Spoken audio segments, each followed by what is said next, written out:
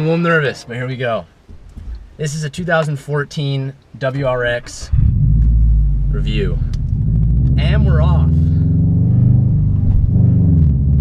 Okay. So, this car has boost, as many of us know. My BRZ does not. So, this is gonna be my first car I've ever driven that's boosted. Let's give it a go. Oh, holy shit. Oh my god. Okay. Oh my god. Alright, so now is a good time to mention this car is not stock. What it has done to it, it has your exhaust. So it has a full catback NVIDIA N1 exhaust with a NVIDIA downless cat pipe with intake in it, and it also has a tune by Bill from Delicious Tuning. Stock WRX in this era is pushing around 210 to the wheels. This is pushing about 290. So yeah, it's fast. Wow. Boost kicks in around 4,000, which is very evident on that last little pull I just did. So this car belongs to my buddy Shane. He is a local friend here that I met just around the car scene and whatnot. He belongs to the group called Outside Subies, so everybody here that is local in SoCal, you should definitely check out Outside Subies on Facebook and check them out. Now, for those of you who do know, I wanted this car for myself for a very long time. I love the way it looked, and I love that it was an all-wheel drive system, so I was always really eager to take one out. Wait, this is almost out of gas. Am I gonna run out of gas? I'm gonna run out of gas. This is not good. It's on empty, you know that, right? Okay, so you're telling me it's gonna be good. Back to what I was saying. So I wanted this car for a pretty long time, but when it came down to checking out and looking at it, looking at the interior, I couldn't justify myself. Not that it's a bad interior by any means, but it's I don't want to say it's plasticky and cheap, but it's plasticky and cheap. I mean, and of course that whole like, oh my god, I don't like the interior, definitely goes away when you drive the car and you're not focused on it, and especially the performance. But that's where the drawback of this car comes in, is that the performance definitely overrides the rest of the car, and that shows in the price. So let's do a second gear pull here at 40 miles per hour.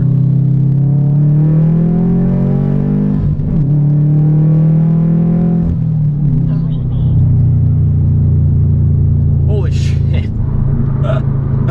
So you can hear the turbo spool up. It's that good little spin noise, and God, I love turbo cars. Oh my god.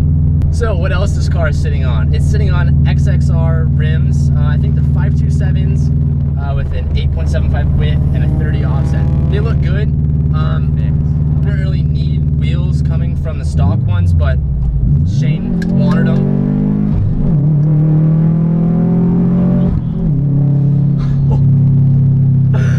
So much faster than I would have expected this car to be. Again, this is my first Subaru car, so that's where that comes from. But back to what I was saying, you don't need aftermarket rims on this car, but you know, like with the BRZ, you definitely need some thicker or some wider tires to get some more traction. But this being an all-wheel drive system, I guess it doesn't help to have a little more width on it. And back to that, this car is all-wheel drive, and I love it. Again, this is my first all-wheel drive car I've ever driven, and holy crap. It's just, you feel so planted, and you can feel that all the tires are pushing out power. And again, that just immediate power. That's what I think of when I think of this car. I think of just straight power. It's, I mean, first gear, when you hit 4,000, God, and then the little blow off. Damn.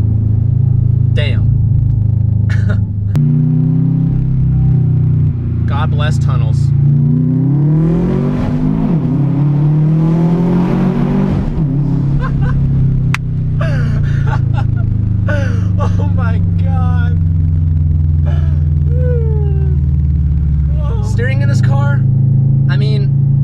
I don't want to say it feels like a boat, but coming from a BRZ, that's kind of the initial impression I get from it.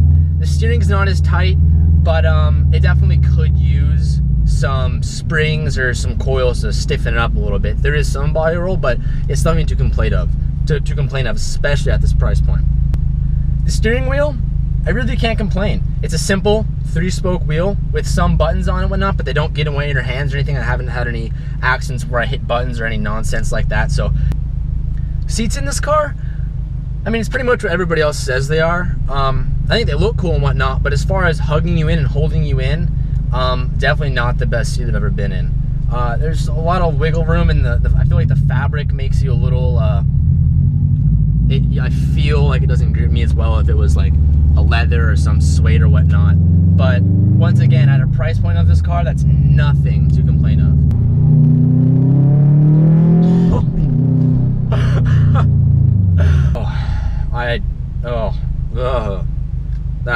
That's my reaction to this car so far. Is that right there? One thing that I am just absolutely adoring on this car is the unequal length headers. Now, all WRXs come stock with unequal length headers. That's kind of like a thing. Wait, hold on. Here we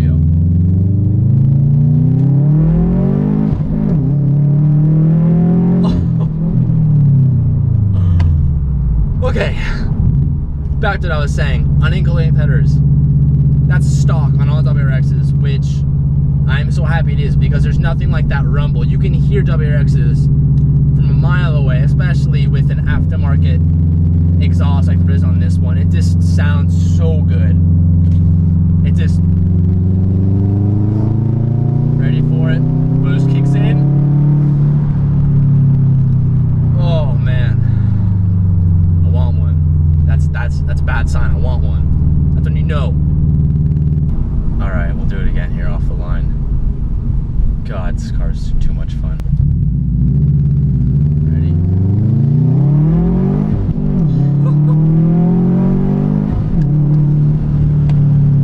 Oh my God, that was way above 60, but I won't say how much, but that was way above 60. The one flaw that I do have about this car is the shifter. I guess going along with that, kind of the transmission. The shifter is a long stick, I mean, compared to the BRZ. I don't want to say it's a long throw, but it's definitely not short.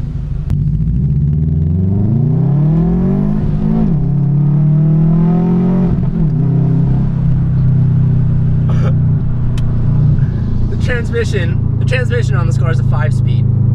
Some people hate it, some people like it.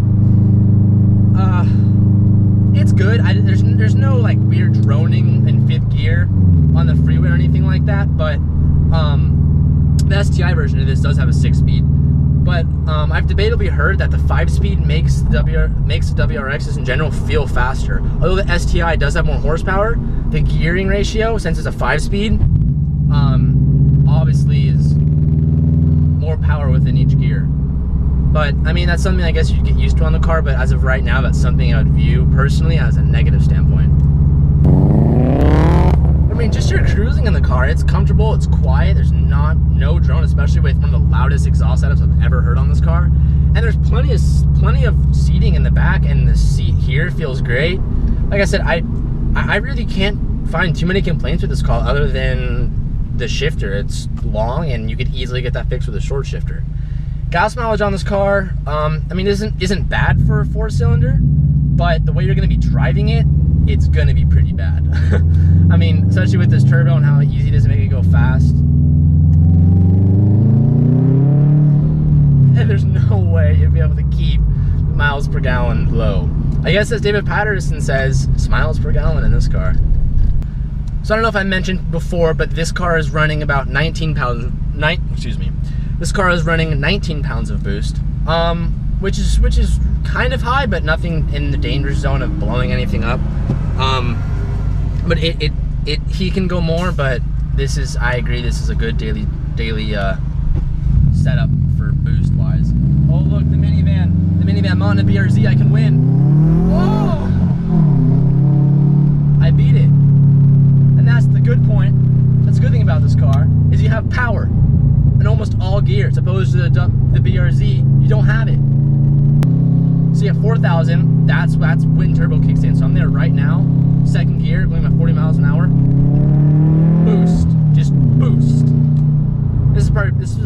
probably a pretty good time to say I have fallen in love with Boost, and I'm now convincing myself that I need to get a turbo on my car way sooner than I thought I needed to. The clutch in this car is pretty easy, to be honest. Coming from a BRZ where it's a really finicky, light clutch and the engagement point is really small, this car is has a pretty wide window to hit from first gear. So it's a relatively easy car to get going, especially obviously when you get a car going, it's easy to keep it in gear and whatnot. But from first, there's no complaints. I mean, it's an easy clutch to get used to. Oh my God, it's sweating. And if you're wondering why I don't turn the AC on, it's because in this car, the AC does affect the power, and you do notice it. I guess that's another negative about the car, is that the AC does affect the power output, as with any car, but it's more noticeable in this car. Music. The blow-off valve, no complaints. Oh my God. This car is too much fun. And the way these are going now, I mean, brand new, I mean, right now, 2015 WRX new is 26 base. Now these, you can get a 2012, 2013 WRX for the price point of around super low 20s. And I do not see how anybody would pass up on that. Like I said, it almost makes me consider, why did I get the BRZ? But you know, for me, the big selling point was the interior. The interior of this car just isn't what I want, and you know, interior means a lot to me because I look at it and stare at it every day. So that's why this car wasn't for me. But the power is so addicting. And thank you, Passport. The power is so addicting in this car, and it's absolutely amazing. And it convinced me 100% that the turbo on the BRZ is going to come a lot sooner than I originally thought. I'm in the middle of traffic right now. And the clutch engagement is super easy. No worries on that. So there's a little proof that, you know, it's an easy clutch. All right, now for one of the lasts, I'm gonna have a roll-on dump the throttle. Here we go.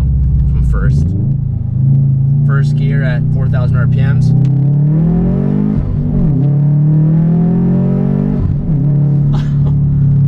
And that was 60 a long time ago.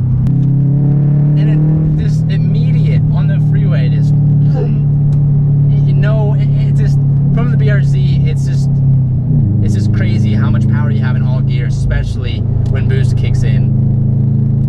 It's absolutely amazing, guys. Anyways, thanks for watching, everybody. I want to thank my buddy Shane for again letting me take his baby out the day before Subi Fest, right when he cleaned it. So big thanks to Shane, and thank you for watching, everybody, and I'll see you next time.